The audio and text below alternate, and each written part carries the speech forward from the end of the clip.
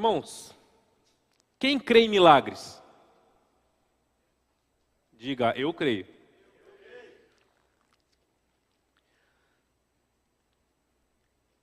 Todos nós que conhecemos a Cristo, concordamos que Ele fez milagres e continua fazendo, porque Ele pode fazer. Porque Ele é o Deus de milagres. Quem esteve no domingo passado aqui, quando a Silvia esteve aqui? Não é um milagre a história daquela mulher? Não é um milagre o que Deus fez através da vida dela? Uma pessoa que estava no crack, uma pessoa que estava há muitos anos perdida na Cracolândia. E Deus resgatou para falar do teu evangelho e colocou ela de pé para proclamar as boas novas de salvação. Talvez você esteja esperando o seu milagre. Vamos lá? Agora deu. Talvez você esteja esperando o seu milagre. Talvez você já viveu algum milagre. Ou talvez você já perdeu a esperança e acha que esse milagre, na verdade, nunca vai chegar, porque nunca acontece com você. Às vezes nós não nos pegamos pensando sempre que a grama do vizinho é mais verde que a nossa. Poxa, ele conseguiu, deu certo para ele, mas parece que para mim nunca dá. Parece que eu vejo todo mundo vivendo os milagres dele, mas quando chega a minha vez, nada acontece. Talvez você esteja esperando e aguardando essa transformação, esse milagre. Mas uma coisa eu digo para você, não importa o tempo que demore para que esse milagre se cumpra na sua vida. Se você de coração coloca todas as suas esperanças em Jesus, você depositou no local certo. Porque Ele pode fazer. Agora o que nós temos que entender é qual o propósito daquilo acontecer. Irmãos, abram a Bíblia de vocês em João, capítulo 2, versículo 1 ao 10, e nós estaremos vendo como o milagre funciona e alguns princípios para que ele chegue. João, capítulo 2, a partir do verso 1. Amém? No terceiro dia houve um casamento em Caná da Galileia. A mãe de Jesus estava ali. Jesus e seus discípulos também haviam sido convidados para o casamento. Tendo acabado o vinho, a mãe de Jesus lhe disse: eles não têm mais vinho. Respondeu Jesus: que temos nós em comum, mulher? A minha hora ainda não chegou. Sua mãe disse aos serviçais: façam tudo o que ele lhes mandar. Ali perto havia 6 potes de pedra, do tipo usado pelos judeus para purificações cerimoniais. Em cada pote cabiam entre 80 e 120 litros. Disse Jesus aos serviçais: encham os potes com água, e os encheram até a borda. Então lhe disse: agora levem um pouco ao encarregado da festa. Eles assim fizeram. E o encarregado da festa provou a água que fora transformada em vinho, sem saber de onde esta viera, embora o soubessem os serviçais que haviam tirado água. Então chamou o noivo e disse: todos servem primeiro o melhor vinho, e depois que os convidados já beberam bastante, o vinho inferior é servido, mas você guardou o melhor até agora. Vamos orar? Senhor nosso Deus, obrigado, Pai, por todos os atos que já foram realizados aqui, Pai, por todos os louvores, por tudo que nós já vimos, missões. Te agradecemos porque o Senhor trabalha nas nossas vidas, que o Senhor faz milagres todos os dias. Te agradecemos porque o Senhor é o mesmo ontem, hoje e para sempre, Pai. Que o Senhor venha me usar apenas como instrumento, pois, como eu sempre digo, eu não posso oferecer salvação para ninguém, mas o Teu Santo Espírito pode. Então que Ele venha me usar e tocar nos corações essa noite, e que nós possamos entender que o nosso milagre, Pai, depende apenas do Senhor e de mais ninguém. É isso que eu te peço e te agradeço em nome de Jesus. Amém. Todo mundo já ouviu esse milagre de Caná da Galileia? É famoso, né? Acho que é um dos milagres mais famosos de Jesus, que Ele transforma a água em vinho. Jesus estava aqui no início do seu ministério. Jesus estava no começo da sua caminhada com os seus discípulos. 2 dias antes desse ocorrido, Jesus tinha descido as águas do batismo e foi batizado por João Batista. Então estava bem no começo. Alguns dias antes, Jesus chamou os seus discípulos e conseguiu juntar os 12, para então começar o seu ministério naquela região. Tudo estava no começo. Jesus ainda não estava famoso pela sua sabedoria. Jesus ainda não estava inflamado nos corações dos fariseus que queriam matá-lo por perseguição. Tudo estava no início.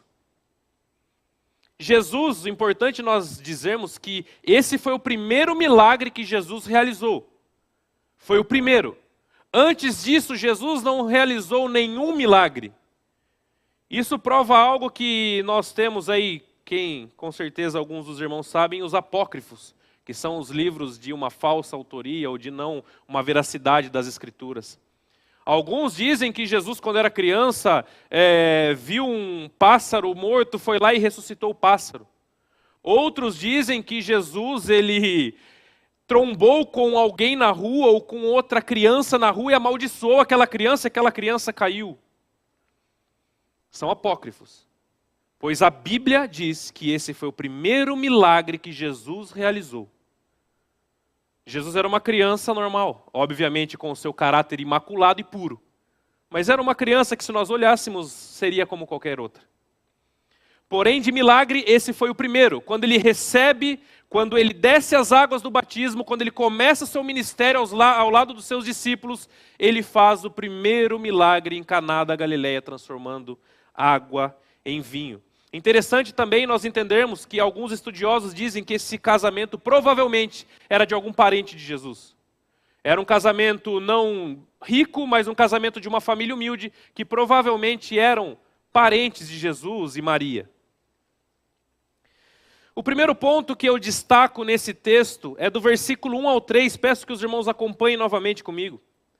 No terceiro dia houve um casamento em Caná da Galileia. No terceiro dia do quê? Do ministério. A mãe de Jesus estava ali. Jesus e os seus discípulos também haviam sido convidados para o casamento. Tendo acabado o vinho, a mãe de Jesus lhe disse: eles não têm mais vinho. As festas judaicas daquele tempo tinham uma semana de festa. Se você acha que o casamento do seu filho ou da sua filha ficou caro, é porque o seu filho não vivia naquela época e não era judeu. Uma semana de festas. Uma semana ali, todos juntos, reunidos, celebrando com os noivos.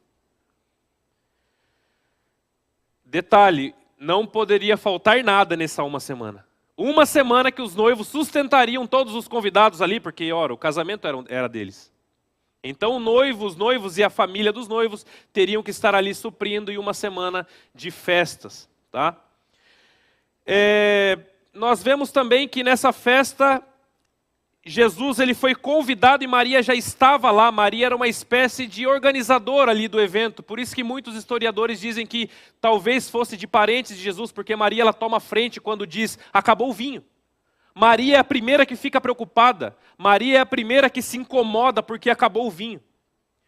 Interessante nós entendermos que o vinho representava alegria na cultura judaica e até hoje. O vinho ele era o principal dessa festa. Não poderia faltar vinho durante uma semana. Quem aqui faz festa de aniversário e compra bastante refrigerante para não faltar? Né? Compra bastante para não faltar. Se acabar, a gente corre e compra mais. Mas naquela época não podia faltar vinho. O símbolo que o vinho representava era a alegria. Então era o principal mantimento daquela festa. Porém, no meio dessa festa, eu não sei o que aconteceu, se os noivos calcularam errado a quantidade de vinho que tinham que comprar, ou se foi penetras demais na festa e beberam tudo o vinho. O que nós sabemos é que acabou o vinho na metade da festa. Acabou o vinho com a festa ainda em andamento. Maria se incomoda. Por que ela se incomoda? Porque faltar vinho naquele contexto era vergonha e desonra para a família dos noivos. A família convidou todo mundo, a família fez aquela festa, é o casamento, uma semana, comendo e bebendo na faixa, e acaba o vinho. Aquilo seria com certeza uma das maiores vergonhas e desonra para aquela família. Então, quando acaba o vinho, Maria imediatamente se incomoda e vai falar com quem? Com Jesus. Irmãos, Jesus foi convidado para o casamento, sim ou não? Ele estava lá. Mas mesmo assim se instalou uma crise no casamento. Mesmo assim se instalou uma crise, um grande problema na festa daquele casamento. Aí nós ficamos pensando, poxa, aonde Jesus foi convidado não deveria ter crise, não deveria ter problemas. E esse texto nos ensina algo muito importante. Não é porque nós somos cristãos que a nossa vida será um mar de rosas. Jesus estava no casamento. Jesus estava presenciando tudo aquilo e mesmo assim o problema apareceu. Então eu e você que cremos em Jesus, não temos uma capacidade de viver uma vida sem tristezas e sofrimentos e problemas. Nós também, assim como os ímpios lá fora, nós sofremos. Nós passamos por problemas, nós nos preocupamos. Quem aqui nunca perdeu noites de sono pensando no dia seguinte porque estava preocupado? Alguém aqui já fez isso? Eu já fiz. Quem aqui não ficou preocupado com determinada situação porque não sabe como vai resolver? A nossa vida é assim. Muitas vezes nós achamos, bom, eu me converti, agora eu vou para a igreja e está tudo certo. Não vai me acontecer absolutamente mais nada. Jesus não prometeu isso. Muitas vezes as pessoas, e principalmente essa teologia que tem sido pregada hoje, a teologia coach ou a teologia da prosperidade, que tudo vai dar certo, isso é um veneno para as nossas mentes, porque passa a falsa impressão para o cristão, que a sua vida jamais terá problema se você aceitar Cristo verdadeiramente. E que é mentira. Jesus disse, no mundo vocês terão. Jesus não disse, talvez vocês tenham aflições, talvez vocês tenham problemas. Foi isso que Jesus disse? Não. No mundo terão. Ele afirma, vocês terão aflições, mas tem de bom ânimo, eu venci o mundo. A nossa diferença para o ímpio lá fora é que quando a tempestade começa, a gente tem que se agarrar. A gente tem algo forte que nos sustenta e isso é Cristo. Na minha família, nós estamos vivendo lá um problema de saúde da minha mãe. Como eu pedi aqui a oração, ela descobriu um tumor no intestino. E agora nós estamos aí, né? Dia 27 ela vai saber qual é a gravidade desse tumor. Eu estou preocupado, sim, eu estou preocupado, é minha mãe. Mas eu olho muitas vezes para o restante da família, eles estão muitas vezes sem chão, porque o meu chão é Cristo. Sabemos que os problemas vêm, as dificuldades aparecem. Isso não torna você menos crente do que o outro. Não, isso significa que você está vivo. Então não fique decepcionado ou irritado quando passar por problemas. Não fique.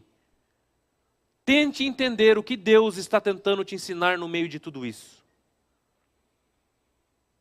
Tente olhar para o céu e perguntar, Senhor, o que o Senhor está querendo me ensinar através desse problema? E não olhar para Deus e perguntar, eu não mereço isso. Não. Então, isso nós temos que entender. Jesus foi convidado para um casamento. Ele estava lá. E onde Jesus estava, que era esse casamento, se instalou uma crise, se instalou um problema grande. Que não durou muito tempo, porque ele estava lá.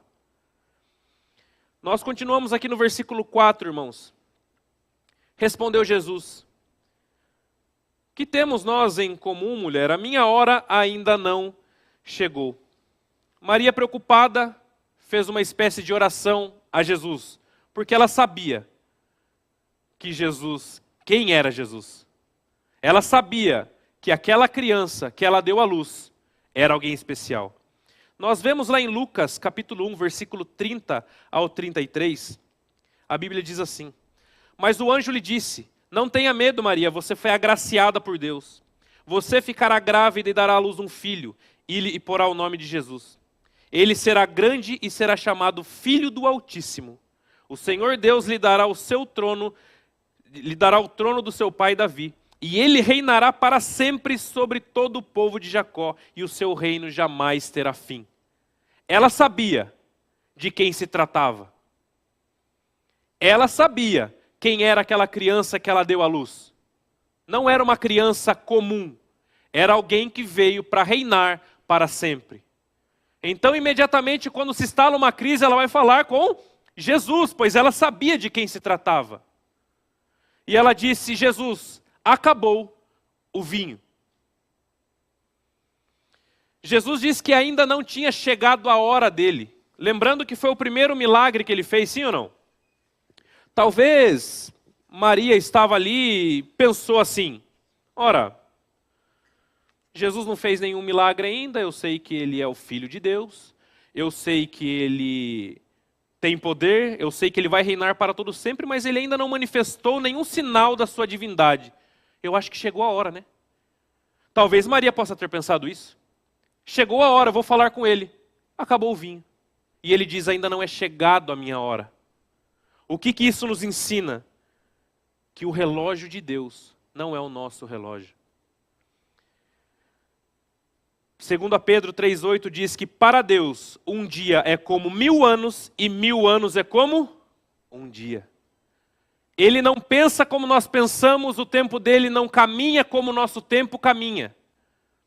Ele sabe o momento certo de realizar todas as coisas. Ele sabe o tempo certo e a hora correta de tudo acontecer. Vocês concordam comigo que Maria queria uma resposta imediata? Acabou o vinho. Você vai ter que dar um jeito. Acabou o vinho. Isso daqui vai ser uma vergonha para a família, isso daqui vai ser uma desonra. Dá um jeito. Ainda não é chegado o momento. As coisas não acontecem no tempo que nós queremos. Muitas vezes você está esperando um milagre acontecer já tem muito tempo. Muito tempo. Se não aconteceu, não é porque ele não está te ouvindo. É porque não é o momento. Jesus ouviu o que Maria tinha dito? Sim. Ele estava ali? Sim. Ele viu que tinha acabado o vinho? Sim. Mas ainda não era o momento. Ele vê quando você se ajoelha e ora para Ele. Ele vê quando você clama a Ele por misericórdia, por uma intervenção. Ele vê, Ele ouve. Mas ainda não chegou o momento. Não é porque você está sendo desprezada por Deus ou que Deus não ouve as suas orações. É só questão de tempo. Só questão de tempo. Ele vê as suas angústias, Ele se importa com você. E no momento certo, tudo vai acontecer conforme a vontade dEle. Não precisa, eu sempre digo, o cristão ele não precisa forçar nada. Ele não precisa ser alguém precipitado. Ele não precisa ser alguém afobado. Ele não precisa ser alguém que force as coisas para que aconteçam da forma que ele quer. Não. Um cristão tem que descansar, porque Cristo sabe o momento certo de fazer e a vontade dele é boa, perfeita e agradável. Amém? Então não desista. Eu oro por familiares meus há 10 anos. Ainda não aconteceu, porque não é o momento certo. Temos que entender isso. O versículo 5 em diante diz assim, irmãos: sua mãe disse aos serviçais: façam tudo o que ele lhes mandar. Ali perto havia 6 potes de pedra, do tipo usado pelos judeus para as purificações cerimoniais. Em cada pote cabiam cerca de 80 a 120 litros. Disse Jesus aos serviçais: encham os potes com água. E os encheram até a borda. De alguma forma que o texto não explica, Maria entendeu pela fala de Jesus que ele faria alguma coisa. Curioso, né? Jesus disse que não tinha chegado o tempo, mas no versículo seguinte, de uma forma que o texto não nos explica, e não é eu que vou explicar, Maria entende que Jesus faria alguma coisa e olha para os serviçais e diz: olha, obedeçam ele, façam tudo o que ele mandar. Entenderam por que os estudiosos acham que a festa era de parentes de Jesus? Maria ela estava tomando a frente na situação, tentando resolver. Então, sinal que ela conhecia os noivos, sinal que ela tinha alguma afetividade com os noivos. Ela se importava com aquilo. E ela disse: obedeçam a tudo o que ele mandar. Ali, irmão, haviam 6 talhas de pedra que serviam para a purificação dos judeus, para eles se lavarem, para os seus rituais e as suas festas. Então, eles se lavavam, eles se purificavam.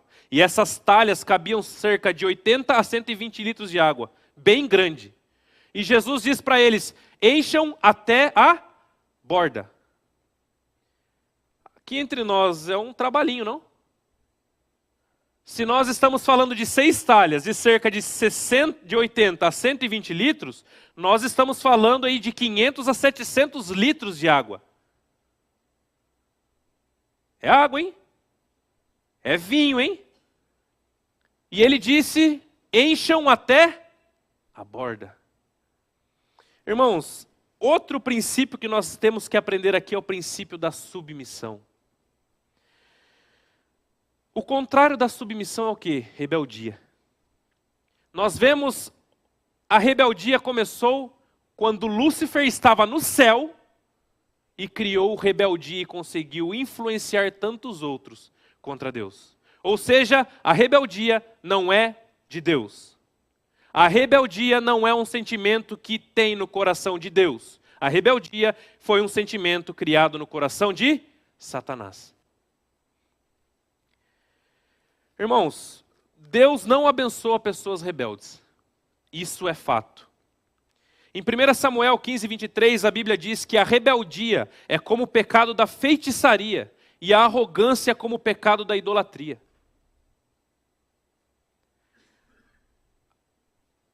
Gente, a rebeldia é como o pecado da feitiçaria. Deus, ele abomina pessoas rebeldes, pessoas que não são submissas, pessoas que sempre querem ter a razão de tudo e não aceitam coisa alguma. O marido precisa ser submisso a Cristo, que é o cabeça. A mulher precisa ser submissa ao marido. E os filhos precisam ser submissos e obedientes aos pais. Quem criou isso foi Deus. Não sou eu que estou dizendo. Foi Deus. Irmão, submissão não é ser diminuído pelo outro, não. Submissão não significa que você é menor do que o outro. Não. Significa cumprir um padrão que Deus estabeleceu. Para que nós tenhamos ordem, porque Ele é um Deus de ordem. Irmãos, Cristo foi um exemplo claro da submissão. Em Filipenses 2, 5, 8, ele diz: seja a atitude de vocês a mesma de Cristo Jesus, que embora sendo Deus, não considerou que o ser igual a Deus era algo que devia pegar-se, mas esvaziou-se a si mesmo, vindo a ser servo, tornando-se semelhante aos homens, e sendo encontrado em forma humana, humilhou-se a si mesmo e foi obediente até a morte, e morte de, sem dizer uma só palavra. Ele obedeceu o que era lhe devido.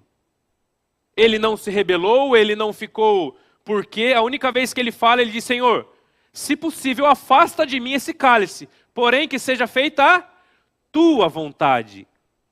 Muitas vezes nós queremos obedecer a Deus quando a vontade dele não quebra algum princípio ou algum orgulho no nosso coração. Quando nós vemos que a ordem de Deus ela é contrária às nossas vontades, muitas vezes nós batemos o pé e ficamos com as nossas vontades. E isso é desobediência, e isso é rebeldia. Todos creem que a Bíblia é a palavra de Deus? Então ela tem autoridade sobre a sua e sobre a minha vida, para dizer o que é e o que não é. E hoje nós vivemos num mundo onde as pessoas estão rebeldes. Vivemos numa sociedade rebelde, que ao invés de mudar os seus conceitos, trazem o mundo para dentro da igreja. E isso cada um prestará contas para Deus. Porque o caráter de Deus é santo e ele não muda. Se o marido ele não é submisso a Cristo, ele levará a sua família inteira por caminhos tortuosos.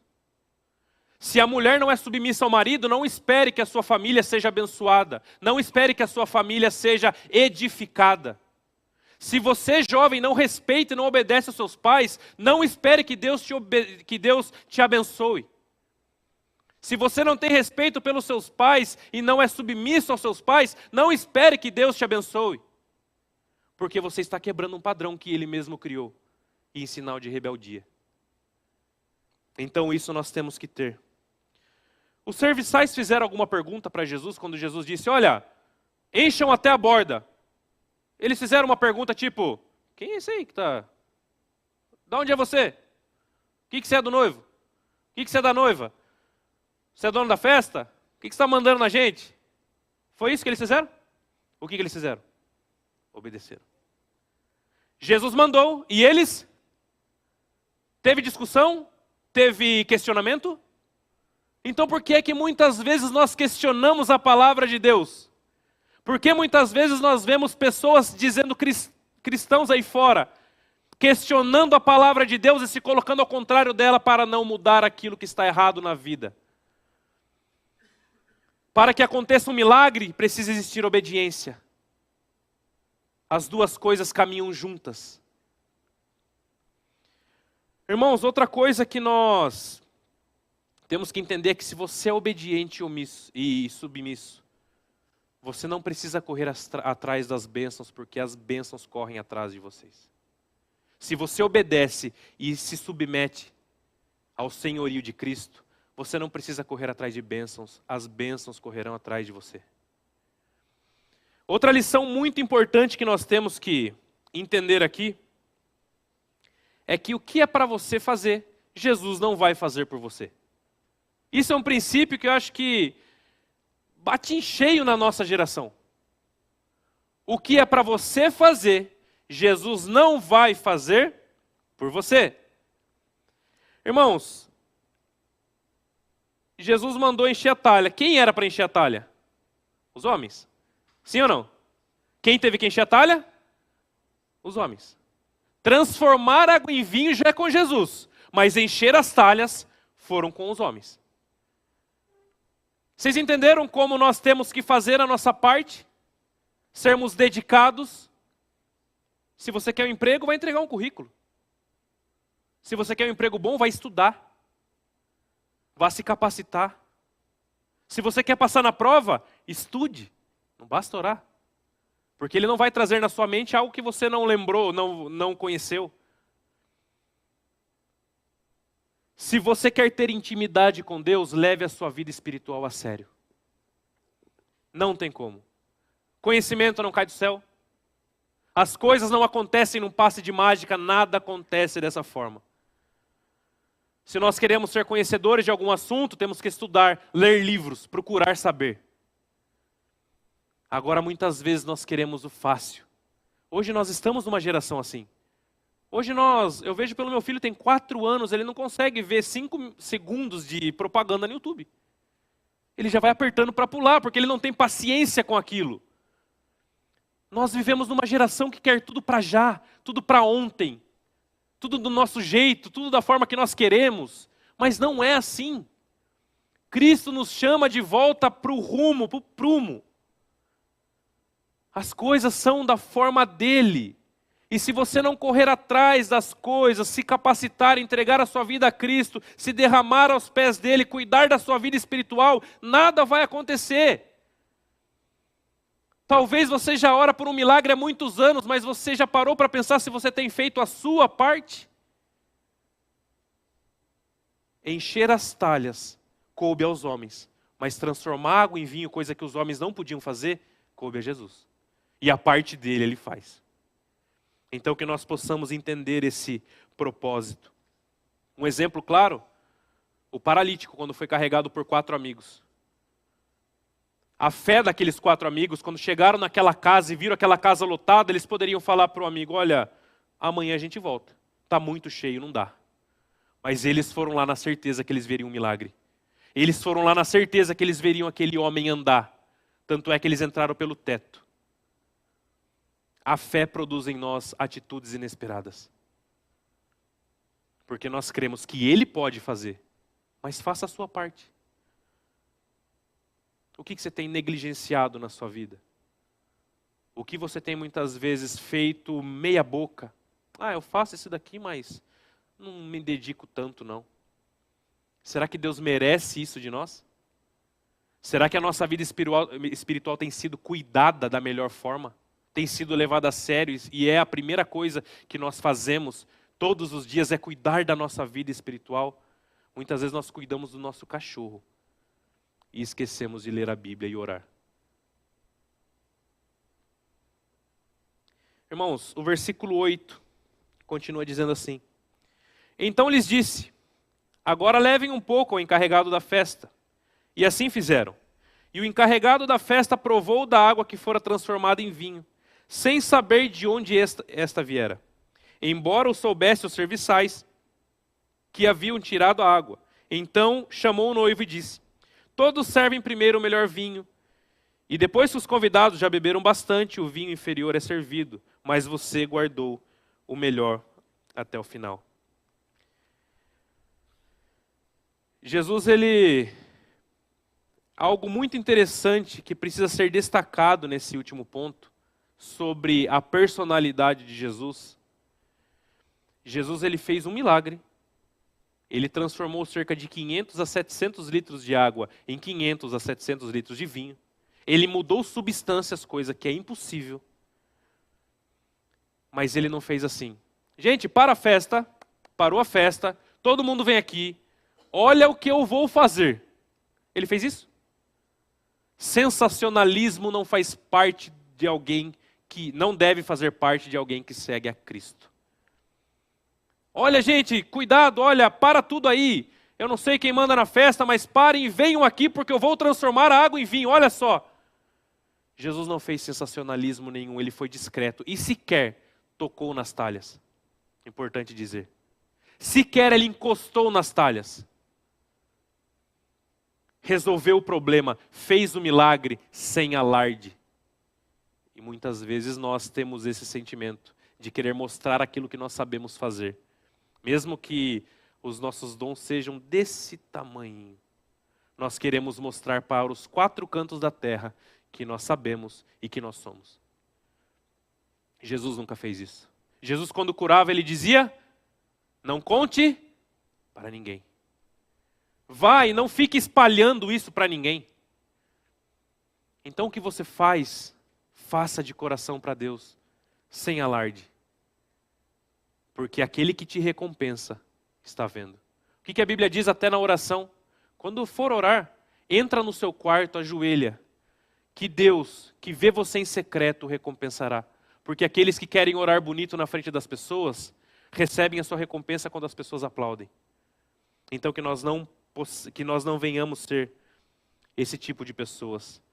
Para encerrarmos, irmãos, a água transformada em vinho, segundo o administrador da festa, era melhor do que o vinho anterior. Isso significa que o que Jesus faz é melhor do que o que nós fazemos. O que Jesus faz é infinitamente melhor. O vinho que foi esgotado foram feitos por mãos ou pés de homens. Sim ou não? Os homens fizeram aquele vinho. E o administrador diz que todos, geralmente, guardam, já dão o primeiro vinho, o melhor vinho no começo, para que depois que todo mundo já está mais para lá do que para cá, servem o vinho ruim e está tudo certo. Não. Ele guardou o melhor até o final. Então, pense nisso. Não force nada na sua vida. Porque o que Jesus faz é melhor do que você e eu fazemos. O que Ele faz, a forma que Ele faz. Eu sei que muitas vezes é angustiante nós esperarmos, porque que ninguém gosta de esperar. Eu sei que muitas vezes a gente fica querendo que as coisas aconteçam aos nossos olhos, e a gente fica aflito e ansioso, mas acalma o seu coração. Acalma o seu coração, Ele vê tudo. Ele vê todas as coisas, e o que Ele faz é melhor do que você faria. Nada que você possa fazer na sua vida vai ser melhor do que quando Jesus fizer. Então acalma o seu coração. Se ainda não chegou o seu milagre, acalma o seu coração, ainda não é o momento. Porque quando acontecer, vai ser o melhor vinho. Amém, irmãos? Vamos orar? Senhor nosso Deus, nós te agradecemos porque o Senhor é bendito e santo. Te agradecemos porque o Senhor faz milagres ainda hoje. E te agradecemos porque o Senhor nos consola com a tua palavra, Pai. Que o Senhor possa, em nome de Jesus, falar conosco, acalmar os corações aflitos, acalmar os corações ansiosos aqui, Pai. E se tem alguém aqui esperando por um milagre, uma resposta do Senhor, que essa seja a resposta, Pai. Que o Teu Santo Espírito ministre aos corações de cada um aqui. porque o Senhor vê as nossas dificuldades, o Senhor vê as nossas aflições, porque o Senhor não nos abandona. Nos ensina a esperar o momento certo. Nos ensina a olharmos para o Senhor e saber que o Senhor tem o momento certo de fazer todas as coisas. E quando o Senhor faz, é o melhor vinho que existe. E quando o Senhor faz, é de uma forma que nós jamais faríamos igual. Muito obrigado pela tua santa palavra, Pai, e por essa igreja. É isso que eu te peço e te agradeço em nome de Jesus. Amém. Amém, irmãos? Vamos ficar de pé, vamos louvar ao Senhor, nesse mesmo espírito, nessa mesma comunhão.